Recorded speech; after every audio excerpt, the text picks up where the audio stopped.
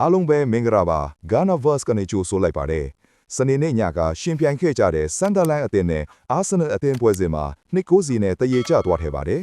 အင်ကွင်းရှုံးပွဲမရှိသေးတဲ့အသင်းပြီးဆန်ဒါလန်အသင်းဟာအာဆင်နယ်အသင်းကိုမာမာထန်ထန်ကစားခဲ့ပါတယ်ဒီလိုကစားခဲ့တာကြောင့်အာဆင်နယ်ကစားသမားတွေထက်တဲ့မယ်ရီနိုနဲ့အသင်းပါတော့ခေါင်းမှာထိခိုက်ဒဏ်ရာရခဲ့ပါတယ်ဆန်ဒါလန်အသင်းဟာအသင်းဝင်လူချက်ကစားပေမဲ့ဘောင်းဒီထဲကနေကစားတာကြောင့်ဒိုင်ကတော့အဝါကတ်ပတိပေးမှုများများစားစားမရှိခဲ့ပါဘူးအာဆင်နယ်အသင်းကလည်းကြမ်းကြမ်းတန်တန်ပြန်ကစားပေမဲ့အထာမနှက်တာကြောင့်ကိုရမယ်ပစ်တံဘောလည်းမရသလိုမလိုအပ်ပဲပစ်တံဘောတွေပေးခဲ့ရပါတယ်အာဆင်နယ်အသင်းဟာပထမပိုင်းမှာကြီးကြီးမားမားချင်းချောင်နိုင်တာမျိုးမရှိပေမဲ့ဒီကလန်ရိုက်ရဲ့အဝေးဘောကန်ချက်နဲ့ဆာလီဘာရဲ့ကန်ချက်တို့လောက်ပဲရှိခဲ့ပါတယ်ဆန်ဒါလန်အသင်းကတော့တီကန်ဘောကနေရခဲ့တဲ့အလုံးကိုတေချာလီအဆုံးသတ်နိုင်ခဲ့တာကြောင့်ပထမပိုင်းမှာဥဆောင်ကိုရခဲ့ပါတယ်ဒုတိယပိုင်းမှာအာဆင်နယ်ဟာရှုံးနေပြီးထေတာကြောင့်တိုက်စစ်ကိုအသားကုန်တင်ဆော့ချိန်မှာ2-0ရခဲ့ပါတယ်ဒီပွဲမှာလည်းဒီကလန်ရိုက်ရဲ့ကစားအားကိုတွေ့ခဲ့ရပါတယ်ရှေ့လည်းနောက်သူ့ရဲ့တူးအားကိုတွေ့ရပါတယ်ပထမအလုံးမှာလည်းသူ့ရဲ့ pressing ပေးမှုကြောင့်ရလာတဲ့အလုံးကို SC Merino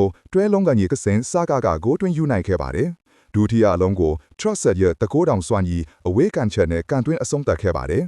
SC Zubimandi နဲ့ Merino တို့ကန်သွင်းခွင့်ရခဲ့ပေမဲ့လည်းပြိုင်ဘက်တွေရဲ့တားဆီးမှုနဲ့တိုင်မန်ဟဲ့တဲ့ဖြစ်ရပ်တွေကြောင့်ဂိုးရဖို့တော့အနည်းငယ်ကန့်ခေသွားခဲ့ပါတယ်အာဆင်နယ်အသင်းဟာဒီပွဲမှာအသင်းရဲ့တိုက်စစ်မှုတွေနဲ့တောင်းပန်ကစားသမားအများစုမပါဝင်နိုင်တာကြောင့်အရန်လူစရင်မှာရွှေချဲစရာလူမရှိခဲ့တဲ့အတွက်ရှိတဲ့လူတွေနဲ့ပဲပွဲချင်းဖိကစားကတရေရလည်းရခဲ့တာကိုပဲချီးကျူးစရာကောင်းပါတယ်အာတီတာဘက်ကနေတွေ့ရမယ်ဆိုရင်တော့စန်တာလန်အသင်းဟာအရက်မြင့်မြင့်အင်အားသုံးကြမ်းကြမ်းတန်တန်ကစားတာကြောင့်အသင်းရဲ့အရန်အင်အားစုဟာလူငယ်လေးတွေဖြစ်တဲ့အပြင်ကြံခိုင်မှုနဲတာကြောင့်အပြင်တီးကင်းနေတဲ့ခန်းစစ်ကိုမပြတ်ချင်တဲ့အတအရင်လိုကော်လာဖီအိုရီထုတ်စကက်လီဝင်တင်ဘာထုတ်ဟင်ကားဖီဝင်ကစားတဲ့ပုံစံမျိုးမလုပ်ခဲ့တာလို့ထင်မိပါတယ်တစ်ဖက်ကကြည့်ရင်လည်း SC ကိုထုတ်ပြီးမော်စကွဲရာကိုထဲတာမှန်ပေမဲ့ခန်းစစ်ပိတ်ကန်ဖို့အတွက်ကစားတော်မယ်ဆိုရင် Merino Trusted တို့ကပါတခါတည်းလဲပြီးအသေးပိတ်ကစားတဲ့မြင်မိပါတယ်ဒါတွေကလည်းအသင်းမှာရှိတဲ့အရန်ဆိုလို့ခန်းစစ်ကစားသမားတွေပဲရှိတာကြောင့်ဒီအချက်ကိုမြင်မိပါတယ်စန်တာလန်အသင်းရဲ့အင်ကွင်မှာကစားပုံကောင်းတာကြောင့်ပထမတွင်းခိုတွင်းခံရချိန်မှာပဲဒီပွဲကတရေကျရင်တော်ပါပြီဆိုတဲ့ထီအောင်ခန်းစားခဲ့ရပါတယ်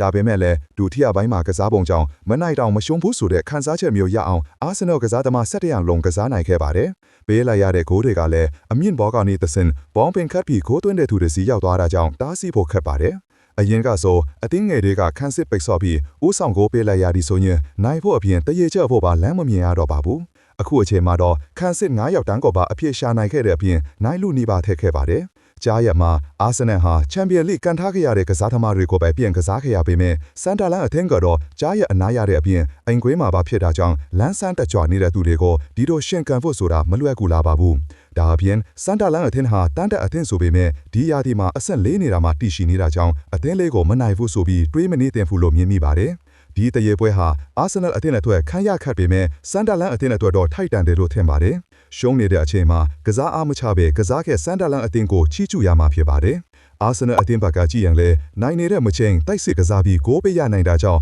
တကိုးကိုပဲထိုင်းဖို့စ조사ခဲ့တယ်လို့မြင်မိပါတယ်ညီအကိုတို့အနေနဲ့ဘယ်လိုမြင်ပါသလဲအဆုံးထိနားဆင်ပေးခဲ့တဲ့အတွက်အားလုံးကိုကျေးဇူးတင်ပါတယ်